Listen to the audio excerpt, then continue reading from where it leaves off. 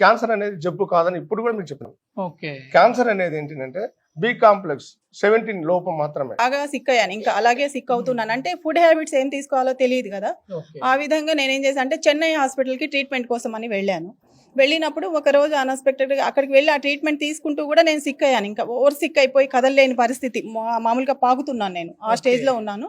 అప్పుడు ఏం చేశానంటే ఏదో పడుకొని ఫోన్ ఊరిక చూస్తుంటే రీల్స్లో చూసి నేనేం చూశానంటే హాస్పిటల్లో కూడా ఇంకా వద్దు ఇంటికి తీసుకెళ్ళమన్నటువంటి పేషెంట్ని తీసుకువస్తే ఈ ఆశ్రమానికి, అక్కడ సంపూర్ణ ఆరోగ్య నిలయం అని ఉంది, అక్కడ వెళ్ళినప్పుడు డాక్టర్ గారు ఏంటంటే క్యాన్సర్ ఎటువంటి కణాలైనా కూడా ఈ కషాయం తాగితే మాడి మసవాల్సిందే అని ఒక పేషెంట్ నా చెప్పటము, ఆ రీల్ చూశాను. చూసి ఓకే ఎటువంటి క్యాన్సర్ కణాలైనా మాడి మసవాలన్నారు. నాది కూడా 6 months అని చెప్పారండి డాక్టర్స్. సర్జరీ కంపల్సరీ చేయాలి, కీమోస్ చేయాలన్నారు. నేను ఇక్కడికి వచ్చిన తర్వాత అసలు ఒక 1 week ఫోన్ చేస్తే ఇక్కడ నాకు లిఫ్ట్ అవ్వలేదు. తర్వాత నేను ఎక్కడ మీట్ అవ్వాలి డాక్టర్ గారు అని నేను మెసేజ్ పెట్టాను వాట్సాప్లో, హోప్ లేకుండానే. నాకు లొకేషన్ వచ్చింది. నేను చెన్నై హాస్పిటల్ నుంచి డైరెక్ట్ హైదరాబాద్ ఫ్లైట్ చేసుకొని, ఎందుకంటే నేను బస్సు ట్రైన్ కూడా కూర్చునే పరిస్థితి కాదు, ఎందుకంటే 10 hours కూర్చొని ట్రావెల్ చేసే పొజిషన్లో నేను లేను. అప్పుడు ఫ్లైట్తో నేను వచ్చి ఒక 1 hourలో అక్కడికి వచ్చేసాను. ఇక్కడికి వచ్చేసే 2-3 hours పట్టింది. అయితే మార్నింగ్ 6 కల్లా వచ్చేసాను నేను.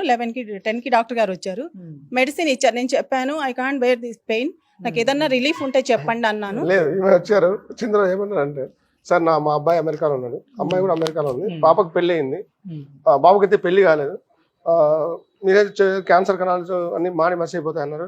నాకు ఎక్కువ రోజులు బతకాలి, ఏం అవసరం లేదు సార్, మా అబ్బాయికి పెళ్లి కావాలి, ఒక 1 year నాకు టైం ఇవ్వండి, ఆ 1 year నేను బతికేటట్లు చేయనని అడిగారు. చూశాను నాడి పరిశీలించిన తర్వాత, నీకేం కాదమ్మా అని చెప్పినారు.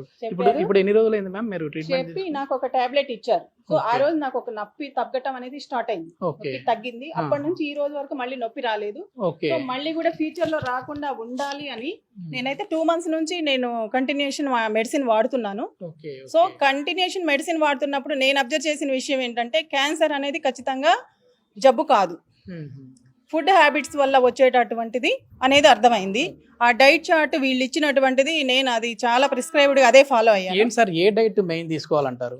యాక్చువల్గా ఏంటంటే ఇక్కడ కార్బన్ సంబంధించిన ఆయిల్స్ అన్ని కల్తీ ఆయిల్స్ చాలా వస్తున్నాయి. ఓకే, తర్వాత ఉదయం లేచిన వెంటనే స్టార్ట్ చేస్తున్నాం, ఆహ్వానిస్తున్నాం cancer. World Health Organization already warning చేసింది 2026 కల్లా ఇండియాలో 87% క్యాన్సర్ పేషెంట్లు ఉంటారని చెప్పారు రీసెర్చ్ లో తేలింది.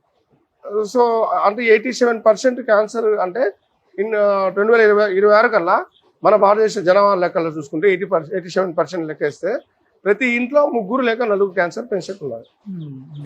దానికి కారణం వాళ్ళ సర్వే కరెక్ట్ ఉంది. కారణం ఏంటంటే మనం ఉదయం లేచిన వెంటనే స్టార్ట్ చేస్తున్నాం, క్యాన్సర్ను ఆహ్వానిస్తున్నాం.